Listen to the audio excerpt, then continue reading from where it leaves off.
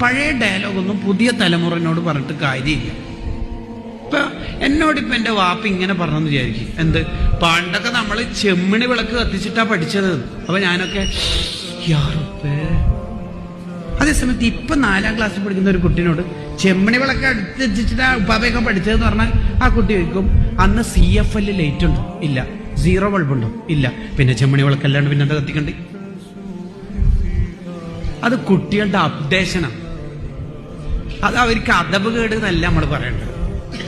നമുക്ക് കുട്ടികളെ ചേർത്ത് പിടിക്കാൻ പറ്റിയിട്ടുണ്ടെങ്കിൽ ഏതൊരു അധ്യാപകനും ഏതൊരു മോട്ടിവേറ്റർക്കും ഏതൊരു ഉസ്താദിനും ഈ കാലത്തെ മുഴുവൻ അതിജയിക്കാൻ പറ്റും. നമ്മൾക്ക് ഈ കുറ്റപ്പെടുത്തൽ എന്ന സ്വഭാവം ഈ നാട്ടിലും മഹലിൽ നിന്നും പൂർണ്ണമായി നിർത്തിയോക്ക് അടിപൊളി ഫലമായിരിക്കും. മുടിന്ന് കിട്ടിയ ഒരു കുട്ടി ഒരു സഹാബിയോട് നബി സല്ലല്ലാഹു അലൈഹി വസല്ലം തങ്ങൾക്ക് പറയാനുള്ളത്, നല്ല മോനാ, മുടിയും കൂടി അത്രേ പറയാനുള്ളൂ. തഹജ്ജുദ് നിസ്കരിപ്പിക്കണം. ആരെ കൊണ്ട്? അബ്ദുല്ലാഹ് ഇബ്നു ഉമർ റളിയല്ലാഹു അൻഹുമയെ കൊണ്ട്. നബി തങ്ങൾ എന്താ പറഞ്ഞത്? നിഅമർ റജുല അബ്ദുള്ള നല്ല മോനാ.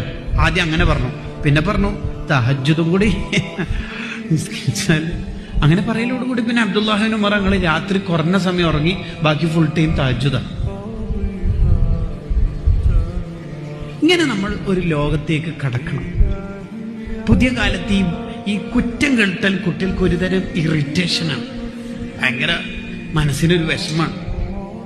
നമ്മുടെ എല്ലാവരുടെയും സ്വഭാവം അങ്ങനെ ആക്കി മാറ്റുന്നിടത്തേക്ക് നമ്മൾ രൂപപ്പെടണം, ഷെയ്പ്പ് ചെയ്യപ്പെടണം.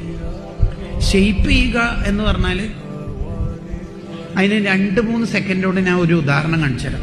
നബി സല്ലല്ലാഹു അലൈഹി വസല്ലം തങ്ങളുടെ ജീവിതത്തിൽ സയ്യിദുനാ റസൂലുള്ളാഹി, ഇതാണ് ഷെയ്പ്പ് ചെയ്യുക എന്ന് പറഞ്ഞാൽ.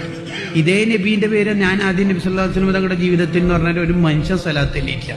അതേ റസൂലുള്ളാഹിന്റെ പേര് സയ്യിദുനാ റസൂലുള്ളാഹി എന്ന് പറഞ്ഞപ്പോൾ നിങ്ങളെല്ലാം സ്വലാത്തില്ല. അപ്പൊ നിങ്ങളെ ഷെയ്പ്പ് ചെയ്തു, അത്രേ ഉള്ളൂ, വലിയ പണിയൊന്നുമില്ല.